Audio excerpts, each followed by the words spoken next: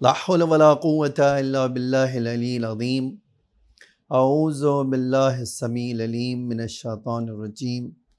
بسم الله الرحمن الرحيم. الحمد لله الذي كفى وسلام على عباده الذين اصطفى محمد وآله الطاهرين لا سيما الإمام المبين بقية الله في الأرضين الحجة الثاني عشر الإمام المهدي المنتظر صلوات الله وسلامه عليه. أما بعد، فقد قال الله تعالى في محكم كتابه المجيد وفرقانه الحميد وقوله الحق. بسم الله الرحمن الرحيم. يريدون أن يطفئوا نور الله بأفواههم ويأبى الله إلا أن يتم نوره ولو كره الكافرون. هو الذي أرسل رسوله بالهدى ودين الحق ليظهره على الدين كله ولو كره المشركون.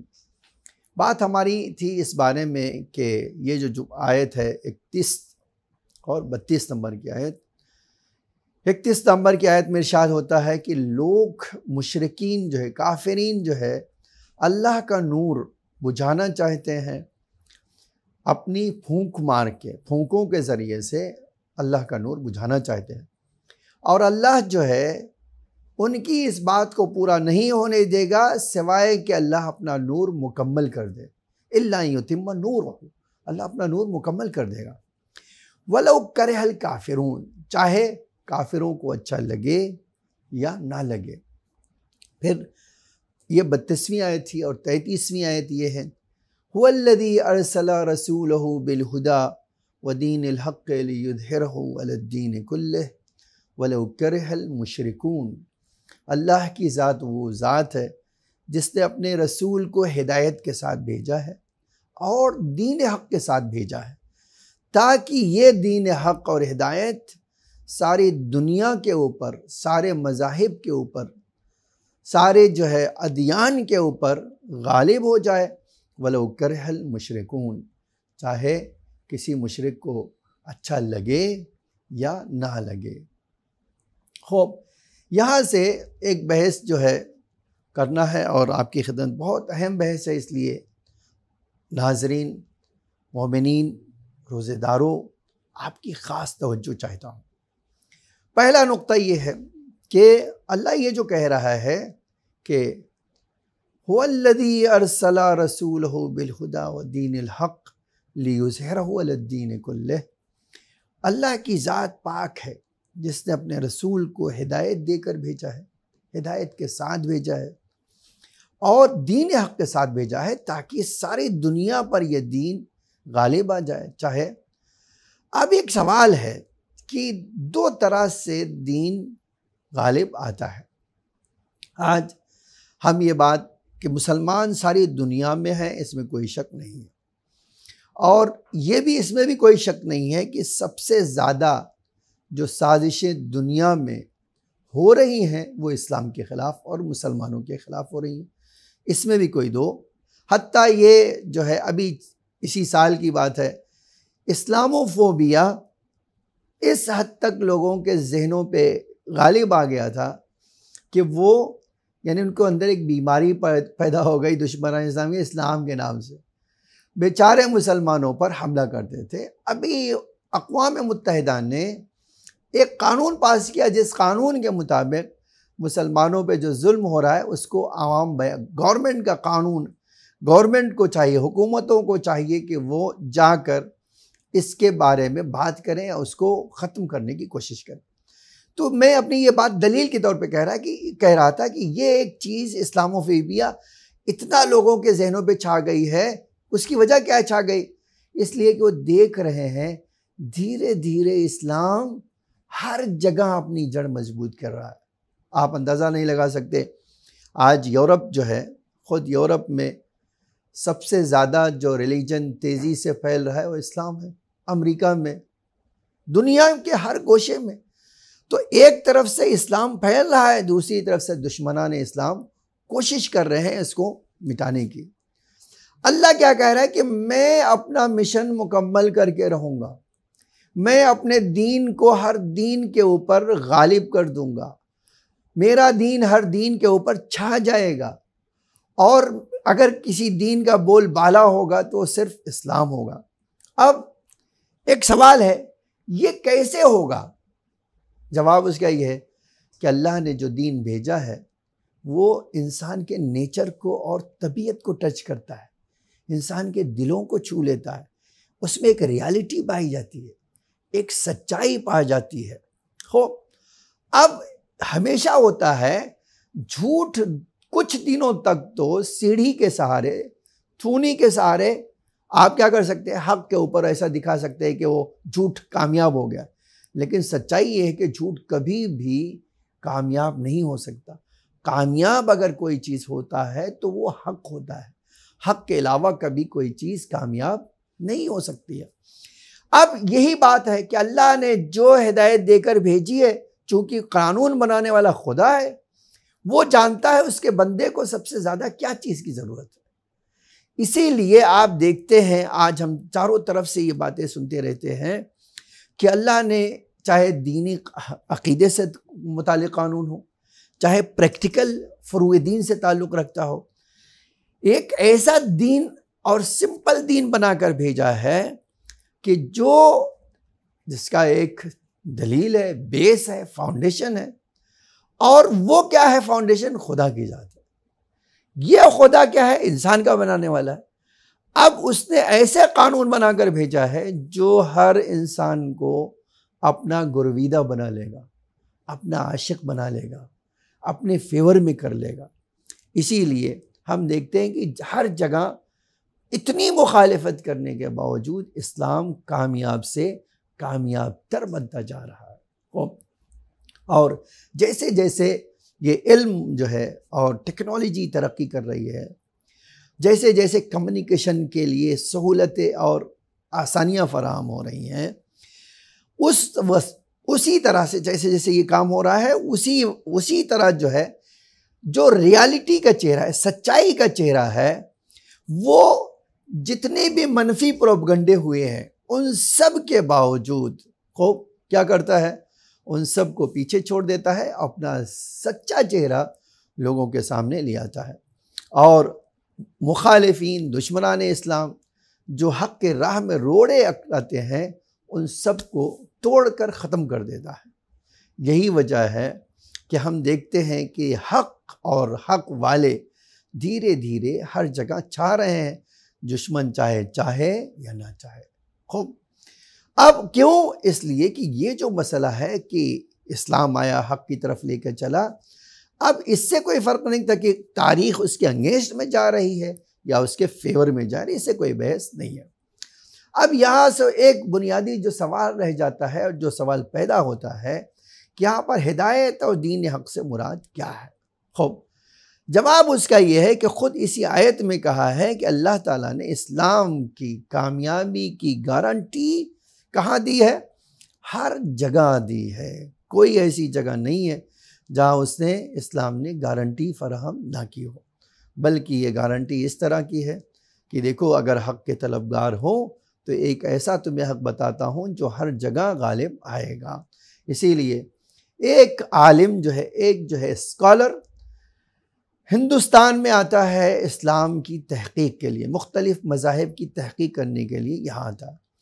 اس نے تحقیق، ریسرچ کے ذریعے سے اپنی بہت محنت اور لگن سے ریسرچ کر کے بالآخر اس نے کیا کیا؟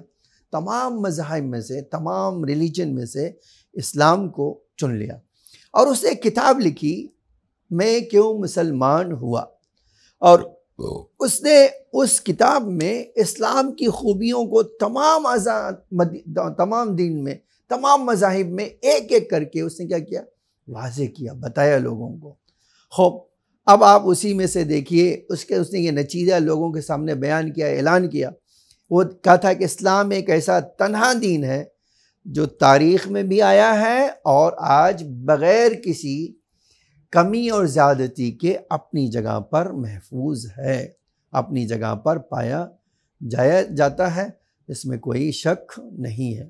خوب پہلی چیز اس نے لکھی کہ بھئی دیکھو، اور اس کے بعد اس نے لکھا کہ میں تعجب کرتا ہوں یورپ کے لوگوں سے کہ انہوں نے اپنے لیے ایک ایسے دین کا، ایک ایسے قانون کا چنا ہے، ایک ایسے قانون کو چنا ہے جو انسانوں کے بہت رتبے سے کم ہے، اور ہرگز وہ اللہ کا دین نہیں ہو سکتا ہے، خوب جبکہ ان دین کے لیے کوئی پشتوانہ نہیں ہے، بیک اپ نہیں ہے، اور نہ ہی اس کے لیے کوئی کل پلر پایا جاتا ہے۔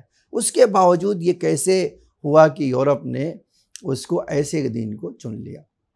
پھر اس کے بعد کہتا ہے کہ میں نے جب ریسرچ کیا ہے اور پڑھا ہے تو جن لوگوں نے اسلام کو قبول کیا تھا اور انہوں نے اپنے گزشتہ دین کو اپنا لیا تھا، ان سے پتہ چلتا ہے کہ دیکھیں اسلام کی سادگی، اس کے مسائل کو دلیل کے ساتھ، منطق کے ساتھ، لوجک کے ساتھ ہونا، خوب اس بنا پر جو ہے ہمیشہ کیا ہے، منطق اور استدلال نے آئین کی جگہ پر لے لیا ہے۔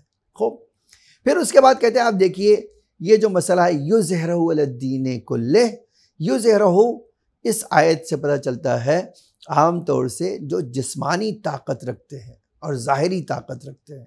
شاید سورہ کہف میں اگر آپ یہ آیت پڑھیں، انہم یظہروا علیکم یرجموکم، اگر دقیانوس بادشاہ تمہارے اوپر جیت گیا، کامیاب ہو گیا جہاد میں، تو کیا کرے گا؟ تم سب کو پتھر مار مار کے ختم کر دے گا۔ اسی طرح ہم مشرکوں کے بارے میں یہ آیت بھی پڑھتے ہیں، کیفا وَإِن یظہروا علیکم، اگر یہ مشرک کامیاب ہو گئے، لا یرقبوا فیکم الا ولا ذمۃ، تو ہرگز تمہارا خیال نہیں رکھیں گے بلکہ تمہیں مٹانے کے لیے ہر اقدام کریں گے، کوئی تمہارے سے رشتہ داری وہ نبھانے والے نہیں ہیں۔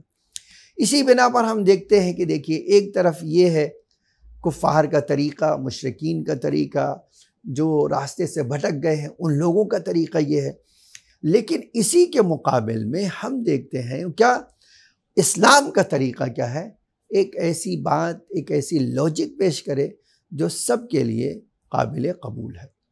اب ایک سوال ہے کہ اسلام جو دوسرے دین کے اوپر فوقیت حاصل کرنا چاہتا ہے وہ تلوار کے ذریعے سے یا اپنے علم اور اپنے لہجک کے ذریعے سے؟ تو جواب اس کا ہے، یقین کر لیں کہ اسلام جو پھیلا ہے یا پھیلے گا آئندہ، وہ کبھی بھی شمشیر سے نہیں پھیلے گا، تلوار سے نہیں پھیلے گا، بلکہ ہمیشہ جو پھیلے گا وہ اس بات سے پھیلے گا کہ اللہ نے قرآن میں جو آیتیں بتائی ہیں وہ سب عقل اور جو ہے عقل کے معیار پر کھڑی اترتی ہے، اور عقل اس کے سپورٹ کرتی ہے، اس کے ساتھ کھڑی ہوتی ہے۔ اس بنا پر جو ہے آپ کہہ سکتے ہیں کہ یہ عقل ہی ہے جس نے لوگوں کو اسلام کا گرویدہ بنا دیا، شیدائی بنا دیا ہے۔ یہ ایک بات تھی۔ یہاں سے آنا چاہتا ہوں، ایک دوسری بحث جو ہے اسی سلسلے کرنا چاہتا ہوں، اور وہ کیا ہے؟ وہ جو ہے جیسے اس آیت میں وارد ہوا ہے سورہ توبہ کی، اسی طرح سورہ فتح بھی آیا ہے اور سورہ صف میں بھی آیا ہے، اور وہ کیا ہے؟ اور وہ ایک عظیم واقعے کی اسلام نے اور قرآن نے خبر دی ہے۔ وہ کیا ہے خبر؟ وہ خبر یہ ہے کہ اسلام پوری دنیا کا اکیلا مذہب ہوگا، ایک ایسا وقت آنے والا ہے، اور ہر جو ہے جیسے جیسے زمانہ گزرے گا ویسے ویسے اسلام بھی اپنی خوبیوں کے ساتھ ساری دنیا میں پھیل جائے گا۔ اب ہم اس آیت کو جب دیکھتے ہیں کہ اللہ نے وعدہ کیا ہے کہ لِیُظْہِرَہُ عَلَى الدِّینِ كُلِّهِ وَلَوْ كَرِهَ الْكَافِرُونَ وَالْمُشْرِكُونَ، کہ یہ دین اسلام ہر جگہ پایا جائے گا، چاہے کتنی بھی طاقت لوگ خرچ کر لیں گے، وہ اسلام ہر جگہ پایا جائے گا۔ جب یہ بات واضح ہو جاتی ہے تو اب ایک بڑا بہت واقعی سوال رہتا ہے کہ یہ جو اللہ خبر دے رہا ہے، بار بار بتا رہا ہے، کئی کئی آیتوں میں بتا رہا ہے، اس کا معنی کیا ہے؟ تو مسلمانوں کا ایک مفسرین کا گروہ کیا کہتا ہے کہ یہ اس سے مراد جب رسول اللہ آئے تو بہت محدود تھا، دھیرے دھیرے رسول اللہ نے حکومت اسلامی کو بڑھا دیا۔ یہ اس زمانے میں مسلمانوں اور اسلام کی کامیابی سے تعلق رکھتا ہے۔ اگر ہم یہ بات مان لیں تو بھی یہ اس بات سے، اسی آیت سے یہ سمجھ پڑتا ہے کہ اس آیت میں کہیں بھی اللہ نے ساری دنیا پر چھانے کے لیے یہ شرط نہیں لگائی ہے کہ کون سے لوگ کب، یہ کہیں بھی شرط نہیں لگائی۔ اسی لیے آپ کو کوئی حق کسی بھی انسان کو حق نہیں ہے یہ، یا اس کے پاس کوئی دلیل نہیں ہے کہ اس آیت کے مفہوم کو ایک خاص زمانے سے محدود کر دے اور کہہ دے کہ یہ اس زمانے سے مراد ہے۔ اگر اس زمانے سے مراد تھا تو ساری دنیا میں کہاں ہے؟ وہ تو ایک ہی جزیرۃ العرب میں تھا، بقیہ لوگ کہاں تھے؟ کہاں اسلام تھا اس زمانے میں؟ بلکہ آپ کہہ سکتے ہیں اس زمانے سے زیادہ اس زمانے میں ہے، دوسرے ملکوں پایا تھا جزیرۃ العرب سے بڑھ کر۔ تو یقینی بات ہے کہ یہ مراد نہیں ہے جو ان مفسرین نے نکالی ہے، بلکہ جو ہے اس سے مراد کیا ہے؟ ورلڈ لیول کا اسلام ایک دن ایسا آنے والا ہے جب ورلڈ میں صرف اسلام کا بول بالا ہوگا اور کوئی اسلام دین اس کے مقابل میں ٹک نہیں سکے گا، نہ اس کی تعلیمات کے مقابل میں، نہ ہی اس کے پیروکاروں کے مقابل میں۔ وہ بھی ایسا نہیں کہ تلوار سے، بندوق سے یا آئٹم بم سے پھیلے گا، بلکہ کیا ہے؟ اسلام میں خوبیاں پائی جاتی ہیں جن خوبیوں کو انسان جیسے جیسے جانتا جائے گا ویسے ویسے وہ اپنے دل سے اس کو لگاتا جائے گا۔ اس میں کوئی شک و شبہ پایا نہیں جاتا ہے اور نہ ہی اس میں کسی کو سکوچ ہونا چاہیے۔ اب کہ اس کا راستہ کیا ہے؟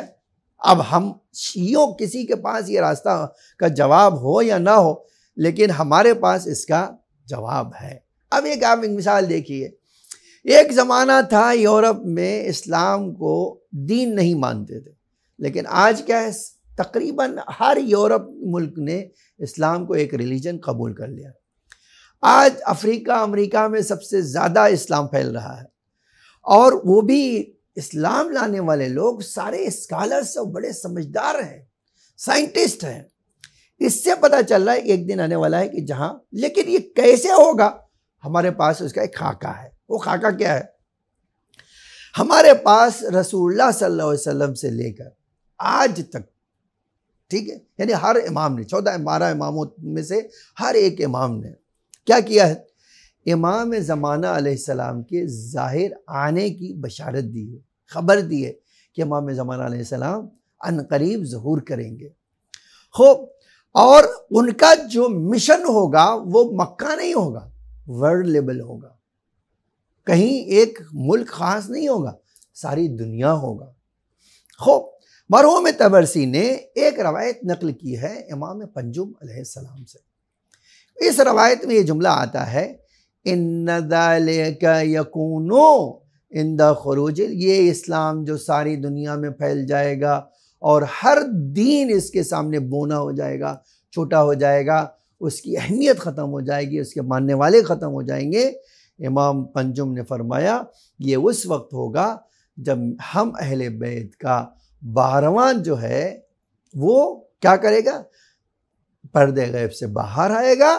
فلا یبقى احدا الا اقر بمحمد، دنیا میں کوئی ایسا نہیں ہوگا جو رسول اللہ کی رسالت کا اقرار نہ کرے یا ان کا کلمہ نہ پڑھ رہا ہو۔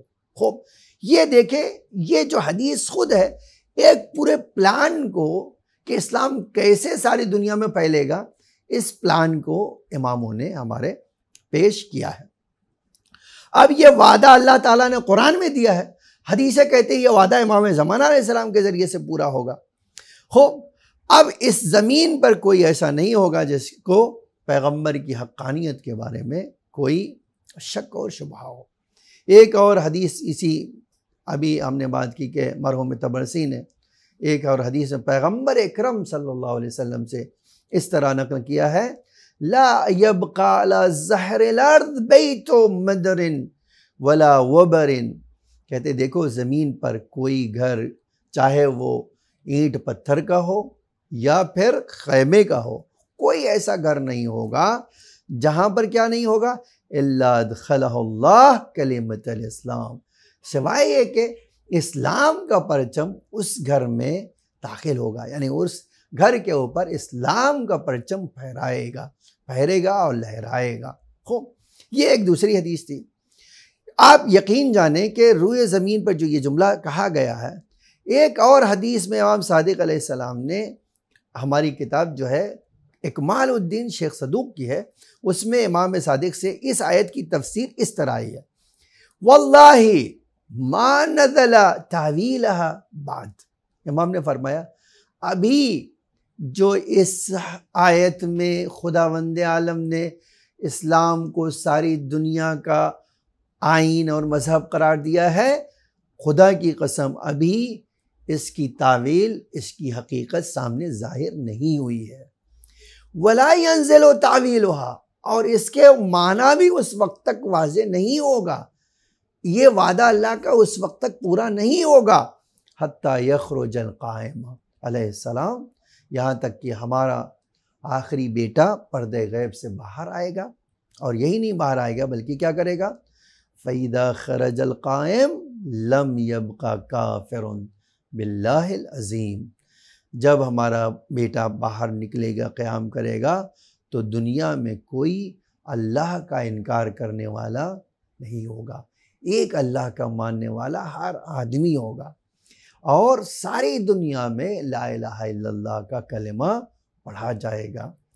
اب ایک آپ جان لیجئے، یہ ایک دو حدیث نہیں ہے، میں اسی بات پہ آنا چاہتا تھا، اور چاہتا تھا ہمارے ناظرین مومنین روزہ دار اس بات پہ غور کریں، اور جب اس بات کی حقیقت ان کے لیے واضح ہو جائے تو اس کو اپنے دل کے گوشے میں، اپنے دل کے جو ہے اپنی دل میں ایک گانٹھ کے طور سے، ایک مضبوط عقیدے کے طور سے اس کو اپنے اندر لے لیں، اور اس مشن پہ خود بھی کام کریں اور لوگوں کو بھی اس پہ کام کریں۔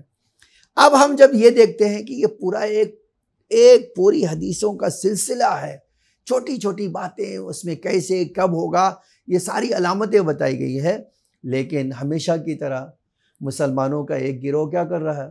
مسلمانوں کا ایک گروہ ہمیشہ یہ کوشش میں لگا ہوا ہے، ہمیشہ کس بات کی کوشش میں لگا ہوا؟ اس بات کی کوشش میں لگا ہے کہ ان حدیثوں کو کہیں بھی ظاہر نہ ہونے دیا جائے، لوگوں کو باخبر نہ ہونے دیا جائے۔ کیوں؟ اس لیے کہ اگر یہ حدیثوں سے دوسرے مسلمان اور دوسرے لوگ واقف ہو گئے تو ہماری دکان بند ہو جائے گی، ہماری جو ہے ریاست چلی جائے گی، ہماری لیڈری ختم ہو جائے۔ اسی لیے بڑا تعجب ہوتا ہے، ایک تفسیر لکھی گئی ہے المنار، جو میں نے کل بھی کہا تھا، آج بھی کہہ رہا ہوں، تفسیر منار میں جانتے ہیں وہ صرف یہ کہ ان حدیثوں کو قبول نہیں کرتے ہیں جو امام زمانہ علیہ السلام کے بارے میں وارد ہوئی ہے، بلکہ ایک خاص تعصب، ایک خاص ہٹ دھرمی شیعوں کے مقابل میں وہ اپناتے ہیں، اور آپ کہہ سکتے ہیں نادانی میں شیعوں کے اوپر موقع پاتے ہی حملہ ور ہو جاتے ہیں، تانا دینا، برا بھلا کہنا شروع ہو جاتے ہیں۔ وہ کیا کہتے ہیں؟ کہتے ہیں امام زمانہ علیہ السلام کے بارے میں کوئی حدیث وارد ہی نہیں ہوئی۔ یہ ہمیشہ سے کیا جھوٹوں کا طریقہ کیا ہے؟ یہ سرے سے جھٹلا دیا جائے، اور پھر آگے کہتے ہیں کہ اگر ہیں بھی تو بہت ایک دوسرے کے خلاف ہیں، قابل قبول نہیں ہیں، اور یہ جو ہے امام زمانہ مہدویت کا عقیدہ جو ہے صرف شیعوں سے متعلق ہے، یا جو شیعوں کی طرف جھکتے ہیں ان سے تعلق رکھتا ہے، بقیہ لوگوں سے کوئی تعلق نہیں رکھتا۔ اس کے بعد ایک اور عجیب بات انہوں نے کہی ہے، فرمایا کہ یہ امام زمانہ علیہ السلام کے وجود کا عقیدہ گزشتہ سے لے کر آج تک کیا ہے، مسلمانوں کی ترقی روکنے میں اہم کردار ادا کرتا تھا، اور مسلمانوں کو بیک جو ہے کیا بنا دیتا تھا؟ بیکورڈ بنا دیتا تھا۔ اسی لیے اب ضروری ہے، جو کہ اعتراض میں نے آپ کے سامنے پیش کیا اور آیت بتا دی کہ اللہ کہہ رہا ہے کہ ایسا ہوگا، اور مسلمان جو ہے شیعوں کو تانا دینے میں لگے ہوئے اور اس حقیقت کو ایکسیپٹ کرنے کے لیے تیار نہیں ہے۔ لیکن اب اگر آپ دیکھیں تو میں چاہتا ہوں خالی آپ اس احادیث پر غور کر لیں جو اس سلسلے میں پائی جاتی ہے امام زمانہ علیہ السلام کے بارے میں۔ اب آپ ایک جو ہے حدیث ایک نہیں ہے، آج ہزاروں حدیث ہے، اور ہر مسلمان کا فرقہ ان احادیث کو مانتا ہے اور کہتا ہے یہ تواتر ہے، اور تواتر کا انکار کوئی نہیں کر سکتا۔ اس سلسلے میں بہت ساری حدیث کی کتابیں بھی لکھی گئی، اور سارے لکھنے والے اس بات پہ متفق ہیں کہ امام زمانہ علیہ السلام سے متعلق جو حدیثیں ہیں وہ صحیح ہی نہیں ہیں بلکہ متواتر پائی جاتی ہیں، اور بہت کم لوگ جیسے ابن خلدون جیسے بدبخت لوگ، احمد امین مصری، ایسے لوگوں نے ہی صرف ان حدیثوں میں تردید دکھائی ہے، لیکن ہمارے پاس مضبوط دلیل ہے کہ وہ جو ہے ان سب کا مقصد کیا تھا؟ مقصد ان کو حدیثوں کو کمزور کرنا نہیں تھا، بلکہ وہ کیا کر رہے تھے کہ اگر ہم امام زمانہ علیہ السلام کا عقیدہ مان لیں گے تو ہم کیسے اس کو لوگوں کو سمجھائیں گے، کیسے ہم اس کو الگ کریں گے، کیسے ہم یہ کیسے ان کے ذہن میں اتنا بڑا ہو گیا کہ انہوں نے آسان سمجھا، کیا آسان یہ سمجھا کہ امام زمانہ علیہ السلام کے بارے میں حدیثیں جو پائے ان سب کا انکار کر دے، اس کو اقرار ہی نہ کرے، مانے ہی نہیں۔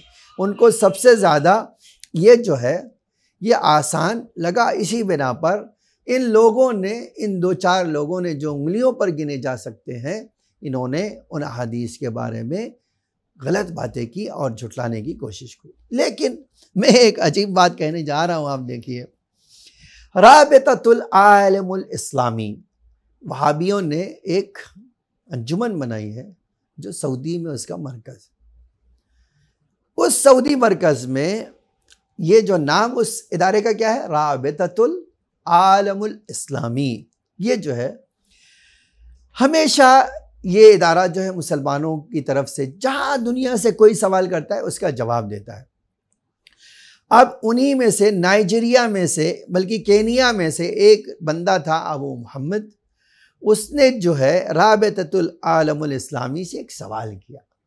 وہ سوال ذرا غور سے سنیے، وہ سوال کیا تھا؟ اس نے لکھا، بتایا، کہا کہ میں آپ سے سوال کرنا چاہتا ہوں، کیا کوئی اسلام میں امام مہدی بھی ہیں جن کا انتظار ہو رہا ہے، جن کے آنے کا، جن کے قیام کرنے کا، جن کا اسلام کو عزت بخشنے کا، جن کی وجہ سے مسلمان ہر جگہ جو ہے عزت والے، شرف والے، کمال والے ہو جائیں؟ کیا ہم ایسے کسی مہدی کا انتظار کر رہے ہیں؟ اس نے کہاں پوچھا ہے؟ کینیا کا بندہ ہے اور سوال کر رہا ہے رابطۃ العالم الاسلامیہ سے۔ جانتے ہیں جب یہ خط سوال کی صورت میں ان کے پاس پہنچا تو جو بھی اس انجمن کے جو ہے کیا تھے، ہیڈ تھے، انہوں نے، ان کا نام تھا اس زمانے محمد صالح القزاز۔ محمد صالح، غور سے سنیے کہ قزاز، آپ کے پاس ایک دلیل دے رہا ہوں، ساری دنیا میں جب کہیں بھی اس طرح کے وہابی بھی بات کرے تو آپ کے پاس یہ موقع ہو کہنے کا کہ ہمارے پاس دلیل ہے کہ تمہارے بڑے سے بڑے عالم اقرار کرتے ہیں کہ ہاں ہم امام مہدی علیہ السلام کے ظہور کا انتظار کر رہے ہیں۔ ٹھیک ہے، اس نے جو ہے اس کو جواب لکھا ہے، اور اس جواب کے ضمن میں بھی، جب جواب لکھا ہے تو اسی جواب کے ضمن میں یہ وضاحت کی کہ ابن تیمیہ جو وہابی مذہب کی بنیاد رکھنے والے ہیں، انہوں نے بھی امام زمانہ علیہ السلام سے متعلق رسول اللہ کی حدیثوں کو ایکسپٹ کیا ہے، کہا یہ سب صحیح حدیث ہے، اس میں کوئی جھول نہیں ہے۔ خوب، اب اس کے بعد اس نے کیا کیا، جو انچارج تھے اس جو ہے انجمن کے، انہوں نے کیا کیا، 5 حجاز کے بڑے علماء کو اس سوال کا جواب لکھنے کے لیے کیا کیا، وہ سوال جو کینیا سے آیا تھا ان کو دے دیا۔ ان 5 علماء نے وہ جواب آمادہ کیا اور اس کے پاس بھیجا۔ اب وہ پورا خط تو نہیں سنا رہا ہوں، چند اس خط کے چند جملے آپ کو سنا رہا ہوں تاکہ آپ اندازہ کریں کہ آج کیسے انہی مسلمانوں میں سے ایسے جھوٹے مفسر ہیں جو اپنے خاص مقصد کے لیے، $200-400 کے لیے، تعصب، شیعوں سے نفرت کے لیے، شیعوں سے بیزاری کی بنا پر کیا کرتے ہیں، اس حقیقت کو قبول کرنے سے، اس آیت کی تفسیر کو قبول کرنے سے منع کر دیتے ہیں۔ آپ دیکھیے اس میں انہوں نے لکھا، مکے میں سے وہ خط میں سے اس طرح آیا ہے، اور اس کا نام بھی لکھا ہے خط کا کہ امام زمانہ، امام مہدی اور ان کے ظہور۔ اب اس خط میں یہ جو جملہ ہے وہ سنیے، جب دنیا میں ہر طرف کفر و ظلم و فساد پھیل جائے گا تو خداوند عالم مہدی جہان کے ذریعے سے، مہدی عالم کے ذریعے سے دنیا کو عدل و انصاف سے بھر دے گا جیسے وہ ظلم اور جور سے بھر چکی ہوگی۔ پھر آگے وہ لکھتے ہیں کہ جانتے ہو خلفائے راشدین کے آخری کڑی وہی ہیں جن کے بارے میں پیغمبر نے صحیح کتابوں میں خبر دی ہے۔ پھر وہ کہتے ہیں حدیث جو مہدی علیہ السلام کے تعلق سے پائی جاتی ہیں وہ بہت سارے صحابہ نے نقل کی، ایک دو صحابہ نے نہیں، بعد میں خود ہی کہتے ہیں کون کون سے صحابہ ہیں، ان کا نام بھی ہم آپ کو بتائے دیتے ہیں۔ اس میں کہا کہ عثمان ابن عفان، علی ابن ابی طالب علیہ السلام، طلحہ ابن عبید اللہ، عبد الرحمن ابن عوف، قرہ ابن اساس مزنی، عبداللہ ابن حارث، ابو ہریرہ، حذیفہ ابن امان، جابر ابن عبداللہ، ابو امامہ، جابر ابن ماجد، عبداللہ ابن عمر، انس ابن مالک، عمران ابن حسین، ام سلمہ۔ یہ 20 ایسے لوگ ہیں جنہوں نے صحابی ہونے ساتھ ساتھ انہوں نے یہ امام زمانہ علیہ السلام سے حدیث کو نقل کیا ہے، اور اس کے علاوہ بہت سارے لوگ ہیں جنہوں نے نقل کیا ہے۔ پھر اس کے بعد وہ کہتے ہیں اسی خط میں کہ اس کے علاوہ بہت سارے صحابہ سے بھی طرح طرح کی علامتیں اور چیزیں نقل ہوئی ہیں کہ جس میں ظہور مہدی کے بارے میں بحث آئی ہے، اور انہی میں سے آپ جو ہے ایسی پیغمبر کی روایتیں بھی ہیں جس میں اس مسئلے کو، ایسا مسئلہ جو اجتہاد کر سکے نہیں ذکر کیا گیا ہے، انہی اجتہادی مسائل میں سے نہیں ہے، بلکہ یہ کیا ہے، ایک ایسا مسئلہ ہے جس کو پیغمبر اکرم نے اپنی زبان مبارک سے لوگوں تک بتایا ہے اور لوگوں تک پہنچایا ہے۔ پھر آگے وہ لکھتے ہیں اسی خط میں کہ وہ حدیث جو پیغمبر سے نقل ہوئی ہے اور گواہی بھی پیغمبر نے دی، صحابہ نے دیا ہے، یہ یہاں پر حدیث کا حکم رکھتی ہے، اور مسلمانوں کی بہت ساری کتابوں میں اور اصلی کتابوں میں، چاہے وہ سنن ہو، معاجم ہو، مسانید ہو یا کچھ ہو، اب پھر نام لیتے ہیں، سنن ابن داؤد جیسی ہو، سنن ترمیزی ہو، ابن ماجہ ہو، ابن عمرو دانی ہو، مسند احمد و ابن یالی ہو، بزاز ہو، صحیح حاکم ہو، معجم طبرانی ہو، کبیر یا متوسط ہو، رویانی ہو، دار قطنی ہو، ابو نعیم ہو اخبار مہدی میں، خطیب در تاریخ بغداد میں، ابن عساکر تاریخ دمشق میں، ان کے علاوہ بھی بہت ساری اسلامی اسکالرز نے اس موضوع پر تحریر کتابیں، مسلسل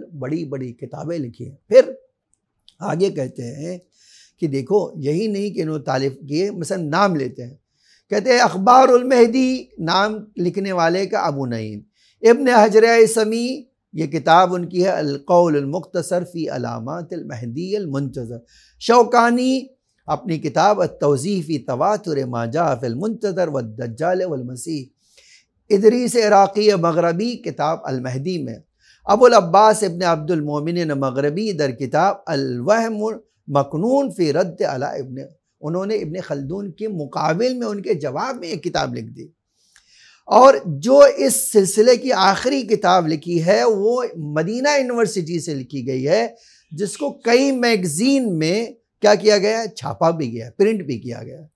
اب آپ اندازہ کیجئے، میں نے اتنے لوگوں کا نام لیا اور آپ کے سامنے چند بڑے بڑے دانشگاہ، بڑے بڑے علماء کا نام لے لیتا ہوں جنہوں نے پرانے زمانے سے آج تک اس سلسلے میں کتابیں لکھی ہیں، اور خالی کتابیں ہی نہیں لکھی ہیں، انہوں نے اعتراف کیا ہے کہ یہ ساری حدیثیں متواتر ہیں، ان کو کوئی جھٹلا نہیں سکتا ہے۔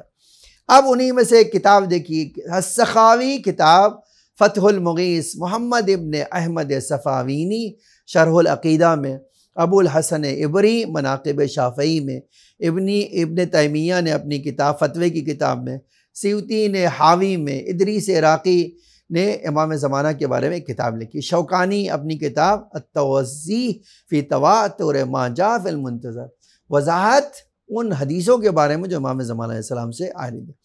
یہ خروار از گندم ہے، میں نے کہا کہ یہ تو میں نے چند آپ کو پیش کیا، ایسی کتابیں بھی سنی علماء نے لکھا ہے جس میں انہوں نے کہا ہے 250 کتابوں کا حوالہ دیا ہے، جس میں یہ پایا جاتا ہے کہ امام زمانہ علیہ السلام پیدا ہو چکے ہیں اور بس اب ان کے آنے کا انتظار ہو رہا ہے۔ اس کو کوئی انکار نہیں کر سکتا ہے، اگر کوئی انکار کرتا ہے تو سوائے متعصب کے، شیعہ دشمنی کے، اس کے پیچھے کوئی اور۔ اب ایک دوسری بات ہے یہیں سے، یہی ایک دوسری بحث آتی ہے۔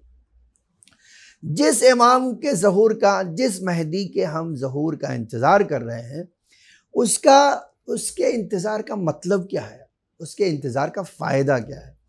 اب جب ہم یہ دیکھتے ہیں کہ آیا اس کا فائدہ کیا ہے، تو پھر اس میں آپ کو چند حدیثیں آپ کو سناتے ہیں۔ آپ انہی میں سے ایک حدیث یہ ہے، آپ کبھی سوچئے گا کہ انتظار جو ہے ہماری ہر حدیث کی کتاب میں آئی ہے اور کئی الگ الگ انداز میں آئی، اور اس کے بارے میں یہ روایت توجہ کیجئے۔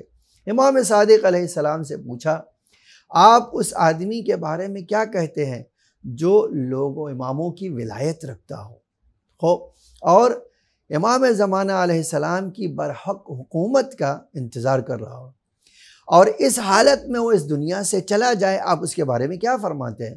جواب یہ دیا، ہوا بمنزلت من کان مال قائم فی فسطاطہ، یہ آدمی اس طرح ہے جیسے کوئی کیا کرے، برہبر ان انقلاب در خیمے، اپنے امام کے ساتھ ان کے خیمے میں اپنے استاد کے ساتھ ہو۔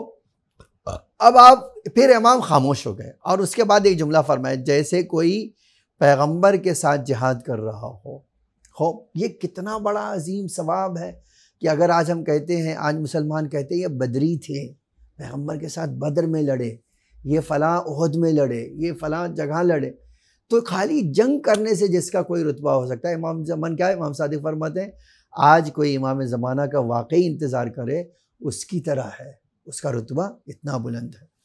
ایک جگہ رسول اللہ صلی اللہ علیہ وسلم سے روایت وارد ہوئی ہے، وہ اس طرح، بِمَنزِلَةِ الزَّارِبِ بِسَيْفِهِ فِي سَبِيلِ اللَّهِ، اگر کوئی واقعاً اپنے امام کا انتظار کر رہا ہے خلوص نیت کے ساتھ، تو یہ بالکل اسی طرح ہے جیسے اللہ کی راہ میں تلوار لے کر جہاد کر رہا ہے۔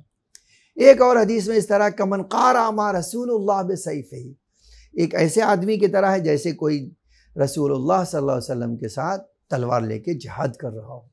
ایک حدیث میں اس طرح آیا ہے، بمنزلت من کان قائدا تحت لواء القائم، امام زمانہ علیہ السلام کا جب پرچم لگا ہوگا ہر طرف، امام زمانہ علیہ السلام کی گفتگو ہو رہی ہوگی، تو انتظار کرنے والا اس طرح ہے جیسے امام کے پرچم کے نیچے بیٹھا ہوا ہو۔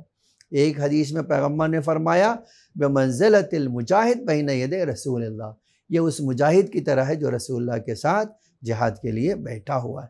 ایک اور حدیث میں ہے، بمنزلت من استشہد مع رسول اللہ، یہ اس آدمی کی طرح ہے جو رسول اللہ کے ساتھ جنگ کرتے ہوئے شہید ہو گیا۔ یہ 7-8 جو ہے آپ دیکھیں کیا ہے، امام زمانہ علیہ السلام کے انتظار کے سلسلے میں تشبیہ پیش کی گئی ہے، اور 6 روایتیں اس بارے میں نے آپ کے سامنے پیش کیا، جو اس بات کی حقیقت کو بتا رہی ہے کہ یہ امام زمانہ علیہ السلام سے رشتہ، ان سے انتظار کا مسئلہ ایک طرف سے، دوسری طرف سے جہاد دشمنوں سے، تیسری طرف سے آپ یہ حکومت اسلامی کا انتظار، یہ کیا ہے، سب سے بڑی عبادت اسلام کی بتائی گئی ہے، اس سے بڑا کوئی۔ اب اسی کے مقابل میں اصل انتظار کے بارے میں بھی جب ہم جاتے ہیں تو دیکھتے ہیں وہ کیا ہے، افضل اعمال امتی انتظار الفرج من اللہ عز و جل، میری امت کا سب سے بڑا عمل جو ہے، سب سے افضل عمل کیا ہے، اللہ کی طرف سے وہ اپنے امام کے ظہور کا انتظار کرے۔ خوب ایک حدیث پیغمبر سے ہم اس طرح وارد ہوا ہے، افضل العبادت انتظار الفرج، یہ جو ہے عبادت اللہ مولا کا انتظار کرنا ظہور کا، اس سے بڑھ کر کوئی عبادت، اس سے بڑھ کر کوئی عبادت نہیں ہے۔ ان ساری چیزوں سے ہمیں ایک بات سمجھ میں آتی ہے اور ہم سب کو پتہ چلتا ہے، وہ کیا پتہ چلتا ہے، آپ جان لیجئے، اس بات سے پتہ چلتا ہے کہ ہم ایک ایسے اصلاح کرنے والے امام کا انتظار کر رہے ہیں جو آپ کر لوگوں کے سامنے کیا کرے گا، حق واضح کر دے گا، عدل و انصاف کا بول بالا کر دے گا، کہیں بھی ایسا نہیں ہوگا جہاں ظلم ہو اور ظلم کے خلاف آواز نہ اٹھائی جاتی ہو۔ تو وہ جب آ جائے گا تو انصاف ہی انصاف ہر انسان کے ساتھ ہوگا، کوئی آدمی ایسا نہیں ہوگا جو انصاف چاہے اور اس کو انصاف نہ ملے۔ اسی وجہ سے ضروری ہے کہ ہم اپنے امام کا انتظار کریں، اور یہ انتظار کرنا ہاتھ پہ ہاتھ رکھ کے بیٹھنا نہیں ہے، بلکہ ہم امام کے مشن کو اپنی طاقت کے مطابق دھیرے دھیرے ہی صحیح کیا کریں، دھیرے دھیرے ہی صحیح آگے بڑھائیں۔ اور کیسے آگے بڑھائیں؟ اس طرح آگے بڑھائیں کہ جب مولا ہمارا آئے تو آواز ہمیں نام دے کر کہے فلاں تم نے ہمارا پہلے ہی سے انتظار کیا، آؤ میں نے ظہور کیا ہے، ہمارے جو ہے اس مشن میں شامل ہو جاؤ اور اپنا نام امام کے ساتھ مجاہدوں میں لکھوا لو۔ عزیزان گرامی، یہ دو آیتیں ہیں جو ایک مسلمان کو فیوچر کے لحاظ سے بہت امیدوار بناتی ہے۔ یہ کہتی ہے تمہارا فیوچر برائٹ ہے اگر تمہارا عقیدہ اپنے امام کے بارے میں۔ تم کیا کر سکتے ہو؟ تم ہر وہ قرض کا کام کر سکتے ہو جو تمہارا امام مشن لے کر آنے والا ہے۔ تم آگے بڑھو، امام اور اللہ تمہاری مدد کرے گا، اس لیے کہ یہ وہ وعدہ ہے جو کبھی جھوٹ نہیں ہو سکتا، اس میں کوئی جھول نہیں ہے، اس میں کوئی کمی نہیں ہے۔ عزیزان گرامی، میری بات آج کی مکمل ہو گئی۔ ہم انشاءاللہ آئندہ جو بات کریں گے 34 نمبر کی آیت، آج 33 نمبر کی آیت میں نے پڑھی تھی، 34 نمبر کی آیت سے انشاءاللہ پڑھیں گے۔ میں ایک سوال اپنا یہاں پر پھر سے آپ کی خدمت میں پیش کر دیتا ہوں۔ وہ سوال یہ ہے، کون سی تفسیر میں جو ہے اور کن لوگوں کو دلیل بنا کر اس نے امام زمانہ علیہ السلام کے بارے میں پائی جانے والی حدیث کو جھٹلایا ہے؟ میں نے آپ کے اسی تفسیر کی اس میں نے یہ بات ذکر کی۔